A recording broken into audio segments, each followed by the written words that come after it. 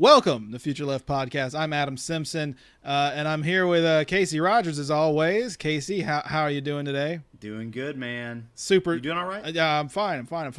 No, today we're doing our volume 2 of our hashtag Ask the Robot question about our Change.org petition to get workforce automation on the 2016 economic agenda, not just talked about by the media, who we all know we don't trust or something, I'm told. And I hear they're liberal. I hear a lot of things about the media. Do not get, I don't know. But anyway, I feel like that was too conspiratorial without being a joke. Yeah. No, the media is what it is. We don't have to get into that. I'm not a crazy person, though, I promise. We want this issue specifically discussed at presidential debates. The Super Bowl of of American politics. Future Left is we do future stuff. It's often also left-wing bullshit. But to be clear, this petition's objective is just to get the issue amplified and the conversation elevated, or maybe the opposite of that. I think I used the wrong verb for both of those phrases, but it doesn't matter. We're not going to rewind. You might, but so it's not to advocate for one petition or one position or another. We just want people to have this conversation more regularly and just elevating that to the political level. It's not even about us being pro automation or anti automation. By the way, we're pro robot. We're pro robot. Yeah. But this is honestly just about making the candidates' thoughts and plans for this phenomenon public. Yeah, absolutely. So we can have a better informed election. Yeah, I mean, I really want to know how Trump feels about robots. But anyway, he's never thought of it. We'd love you to subscribe to our podcast more regularly on iTunes, Stitcher, Google Play, SoundCloud, and whatnot. I actually wrote whatnot in the notes because I'm an idiot. And visit us at futureleft.org because we'd also like you to subscribe to our bi-weekly newsletter. You can get updates on all our original content, including articles and podcasts, of course, and of also stupid little initiatives like a robot petition like we're doing now. Be sure to submit more comments so we can continue this conversation in next week's Ask the Robot Question supporter comments. Keep sharing this on social media. Irritate your friends, coworkers, and neighbors with this petition and effort. I think the first 25 people to tattoo hashtag Ask the Robot Question on their forehead. They get a free Volkswagen Beetle. Exactly. A free Volkswagen Beetle. Just contact Casey. Now, so we're just going to jump right into the questions, though. So first question, or no, it's not a question, it's a comment. It's a great comment too from Sally Stevens of New Orleans, Louisiana. First of all, stay safe out there. Big Easy. Stay safe out there in Louisiana. I hear you guys are getting the short end of that stick right now. Automation, Sally Stevens says, automation systems can benefit workers and communities if they're owned broadly by workers and communities, but will only make matters worse if owned by a few rich corporations. Thus, broad democratic cooperative ownership will be necessary. And Adam, you know what it sounds to me that Sally Stevens is advocating? What's that? That workers seize the means of production. Well, it's not gonna be like that. But yeah, that is why I chose this comment. No, I've said before, a lot of people think of basic income as the end all be all part of this particular initiative. And I support basic income wholeheartedly, but I think it's really one half of it. It's the kind of the distribution problem we have in our economic system that results in inequality, and I think it'll only get worse if we think of it just in terms of giving people a stipend to live on without access to the kind of broadening ownership of these industries and of these projects and of the process of really innovation, and I think we'll get into that later. Wealthier people are obviously they're always going to have more resources, more abilities, but I mean, at least this way. I disagree, comrade.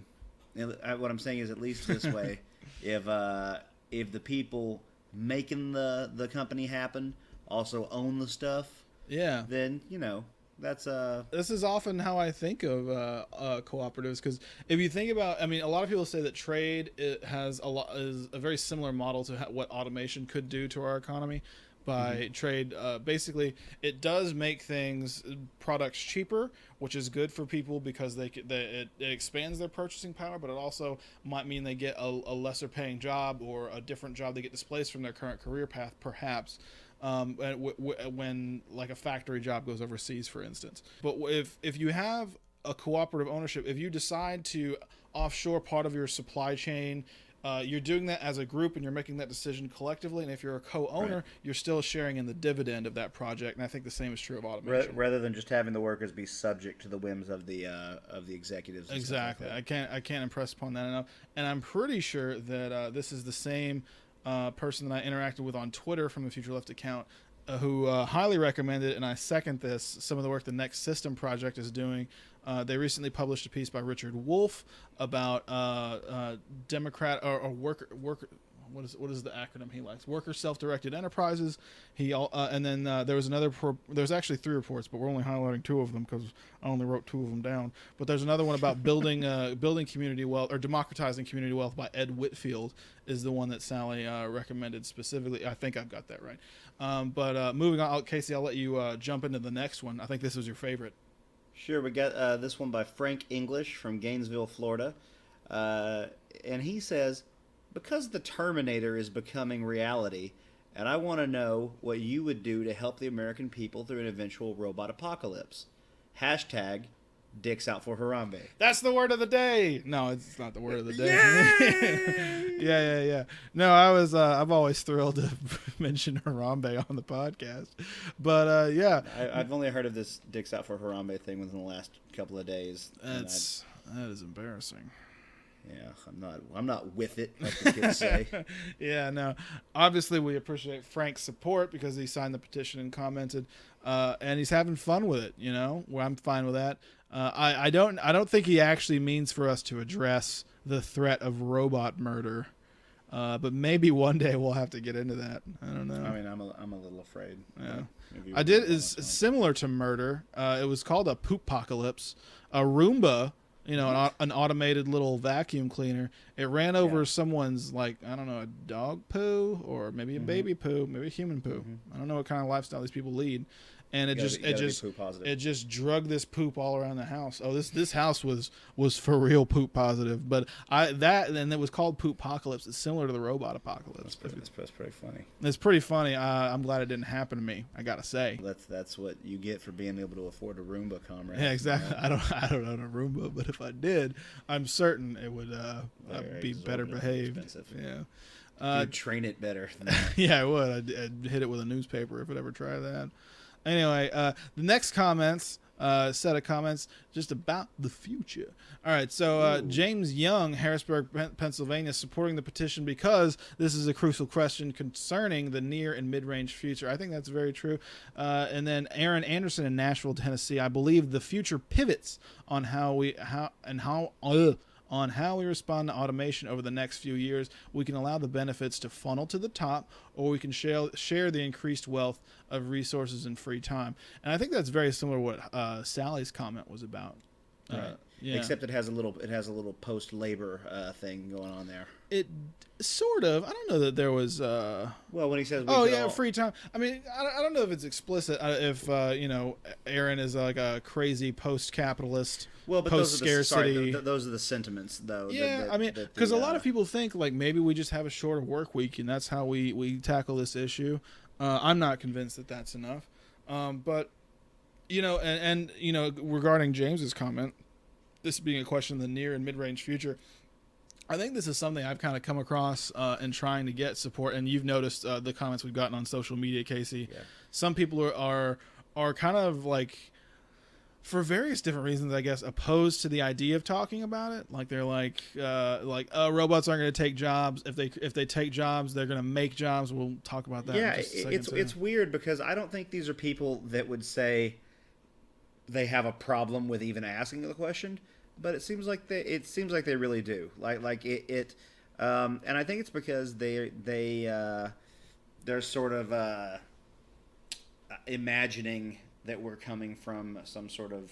I think these are people that would normally disagree with what they believe our political views are. Yeah. So they think they know where we're coming from, but it's usually obvious they don't know what's. Yeah, and I think that's certainly true. Some people are worried, concerned that we're anti-tech, which no matter how many times we say we're not, seems to be the thing people are concerned about. There's also the libertarian notion that politicians shouldn't be involved in this. Just let Right. robots take jobs, and then the free market will fix it. Right. Right. Well, and I think a lot of people think that the question, what about automation, could also be, but what about automation? And that's not what we're not. No, we're no, not no. I worried want to about have a automation. mature discussion. Which, granted, this particular political race, because of one candidate, Trump, it's probably not going to be a mature conversation. And the thing is, I mean, there will be a wanna- lot of swear words probably. I want this question asked because I do think it would be one more thing. Not that he needs anything, but it'd be a legitimate policy complaint for people. Because I do suspect that if Trump is anti-free trade, that he would probably be anti increased automation. I don't suspect that he'd be like, oh yeah, well, the automation, we need a basic income. You know what I mean? I don't think he's going to be embracing Well, any of our ideas or the and ideas I honestly don't think that, as a business owner, especially as the type of business owner that I believe he is, Yeah. I really wouldn't think he's given a lot of thought, because he's got guys that work for him that oversee Right. that aspect of things. So honestly, I don't know. There's been several questions where you can tell just he's very very hands off with a lot of things, and sort of out of touch. Right. Anyway. No, I think that's right, but like, I don't know. I do get the feeling that if pushed, like Trump's the other policies that Trump has expressed, it would line up with kind of a Luddite, like we have to stop. And we've even got comments on our petition that like we need to stop automation from happening, and that's not what we believe. If that's what you want to believe, fine. Again, we just want the issue raised, but that's really not what we're about. On Facebook, actually, we have a few comments as well. From one from Vidal Rowe. Free trade schools is a start, he says, because basically people will be able to learn a trade like electrician, air conditioner repair, or something. And to which Marcus Borino responded, or just turn public education into trade school. Vidal replying, I've always felt that schools should be that way. Find out what the child is best for and interested in, and gradually lead them in that direction. Now, this is actually something we've kind of touched on, is like, what's the purpose of education? Should it be to create a productive input for a productive economy? Like, I always push back against that. This view that's expressed in these comments, I find sort of troubling, because you're an educator, toot your own horn. Poot poot. Sorry, toot toot. Poot poot. What the? Sorry. Poot poot. What?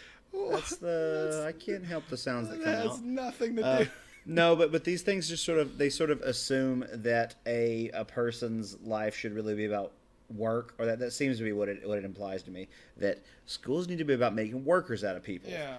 Making good little drones. That's something I've always been afraid of. Then again, I've always been confronted with that pushback. Like, you want to go, but we have agreed in the past that there does need to be that aspect that helps prepare people for what the changing workplace is going to look like with automation, and that there are going to be certain skills and certain jobs that people are going to need to be able to do that don't exist right now, or aren't as prevalent as they're going to be right now. Yeah, no, So there does need to be that component of education, or if not education, certainly some aspect of our society needs to be there for preparing us for this. Yeah. But I think